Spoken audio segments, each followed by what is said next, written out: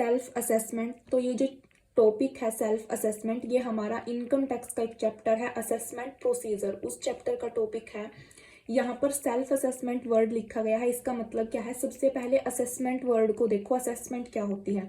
हमने जितने भी पिछले चैप्टर पढ़े हैं इनकम टैक्स के अंदर, उनके अंदर एक टर्म आती है असेसमेंट ईयर की। असेसमेंट ईयर कौन सा ईयर होता है? वो ईयर जिसके अंदर हम प्रीवियस ईयर में जो भी हमने इनकम अर्न की है उस इनकम को कैलकुलेट करते हैं और उसके ऊपर जितना भी टैक्स बनता है उस टैक्स को कैलकुलेट करके पे करते हैं, उस ईयर को असेसमेंट ईयर बोला जाता है। तो अब यहाँ पर सिंपल असेसमेंट वर्ड का मीनिंग क्या है? Assessment means to calculate the total tax liability और total tax payable by the assessee.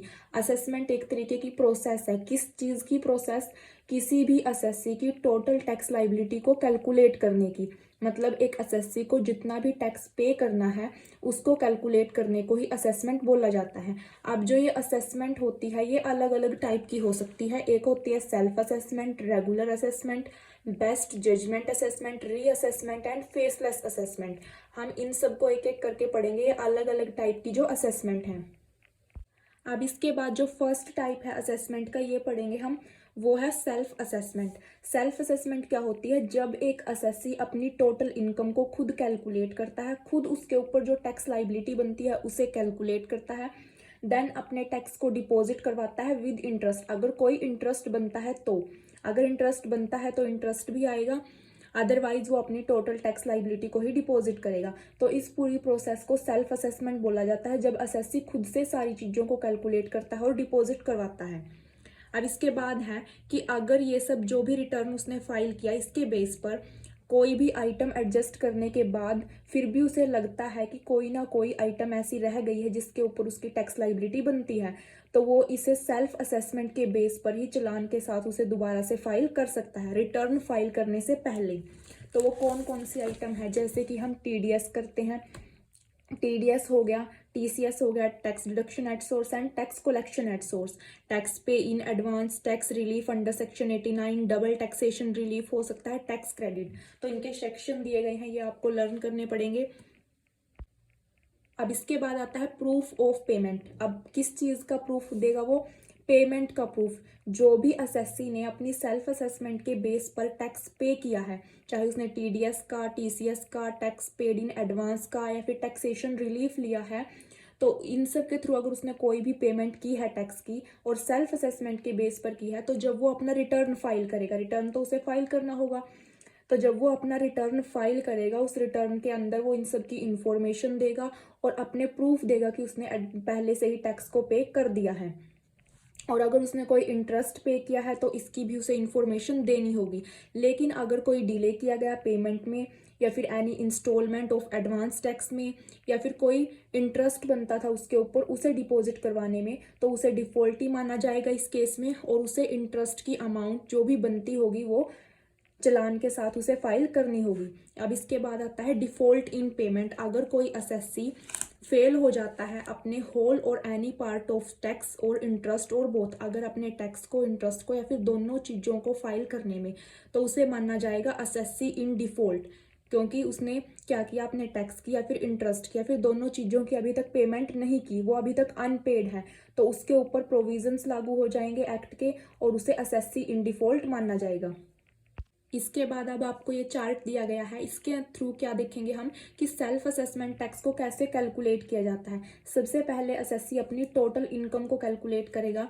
Total income calculate करने के बाद उस इनकम के ऊपर उसे कितना टैक्स पे करना है ये कैलकुलेट करेगा। इसके बाद ऐड करे जाएंगे surcharge, health and education cess at the rate 4%। ये सब ऐड करने के बाद टोटल टैक्स लाइबिलिटी आ जाएगी कि टोटल एक असेसी को कितना टैक्स पे करना है।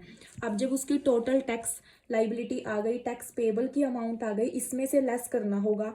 क्या चीज़ें लेस करनी है? हमने अभी पढ़ा था जब ये सेल्फ असेसमेंट का टॉपिक क्लियर किया कि जो भी उसने टीडीएस, टीसीएस, एडवांस टैक्स पे किया है, कोई रिलीफ लिया है, इन सब को लेस करने के बाद जो भी उसकी टैक्स लाइबिलिटी बनती है, अगर कुछ टैक्स लाइबिलिटी बचती है तो वो क्या करेगा? सेल्फ असेसमेंट के थ्रू रिटर्न फाइल करने से पहले ही उसे फाइल कर सकता है। तो इसका मतलब क्या हुआ कि अभी हमें ये सब आइटम्स को यहाँ से क्या करना पड़ेगा? लेस करना पड़ेगा। जो टैक्स पेबल है उसमें से हम एडवांस टैक्स को, टीडीएस, टीसीएस को रिलीफ दिए गए हैं अंडर सेक्शन टैक्स क्रेडिट्स, इन सब की अमाउंट को लेस कर देंगे। इसके बाद आ जाएगा टैक्स पेबल बिफोर इंटरेस्ट। अब ये टैक्स लाइबिलिटी आ गई हमारी बिफोर इंटरेस्ट की। अगर कोई इंटरेस्ट बनता है तो उस इंटरेस्ट को भी ऐड कर दिया जाएगा। इसके बाद हमारी अमाउंट आएगी self assessment tax liability, tax payable on self assessment under section 140A। ये अमाउंट आ जाएगी आपकी। इसे आप रिटर्न फाइल करने से पहले सेल्फ असेसमेंट के थ्रू जो भी टैक्स लाइबिलिटी कैलकुलेट की है इसे फाइल कर सकते हो।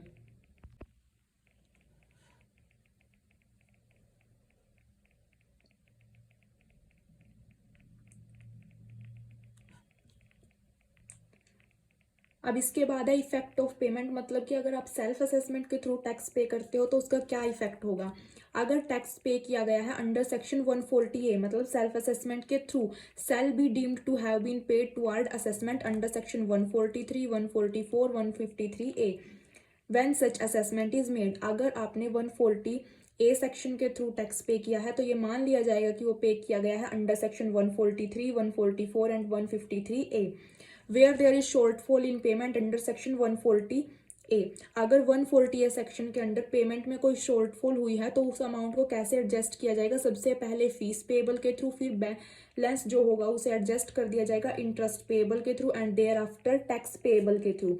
और a receipt shall be given for any money paid और रिकवर्ड अंडर दिस एक्ट। इस एक्ट के अंदर जो भी आपने मनी पे किया है या रिकवर किया गया है उसकी एक रिसिप्ट दी जाएगी। कॉन्सिक्वेंसेज ऑफ फेलियर टू पे होल और part of self assessment tax, अगर कोई एसएससी सेल्फ असेसमेंट टैक्स का पूरा पार्ट या फिर कुछ पार्ट फाइल करने में फेल हो जाता है तो कौन से कॉन्सिक्वेंसेज अप्लाई होंगे। सबसे पहले होगा इंटरेस्ट अंडर सेक्शन 220 सेक्शन के अकॉर्डिंग 1% का इंटरेस्ट अप्लाई हो जाएगा पर मंथ के अकॉर्डिंग, मतलब जितने मंथ तक अनपेड रही है अमाउंट उतने मंथ के लिए 1% का इंटरेस्ट लगेगा। और ये मंथ कब से कैलकुलेट किए जाएंगे, जब रिटर्न फाइल करता है एसएससी उसके 30 दिन से ही वो स्टार्ट हो जाएंगे up to the date of payment. और जब तक वो पेमेंट नहीं करता तब तक हर महीने 1% का उसे इंटरेस्ट पे करना होगा।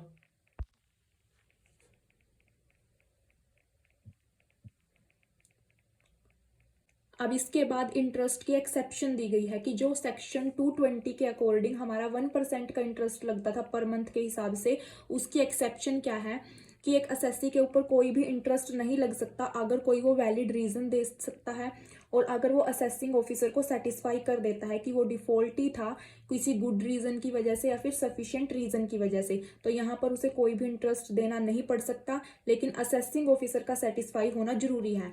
सेकंड कॉन्सिक्वेंसेज क्या होगी, पेनल्टी पड़ जाएगी अंडर सेक्शन 221 सेक्शन के अकॉर्डिंग असेसिंग ऑफिसर जैसे भी डिटरमाइन करेगा, जैसे भी उसे ठीक लगेगा, मैक्सिमम पेनल्टी वो इम्पोज कर सकता है टैक्स एरर के लिए।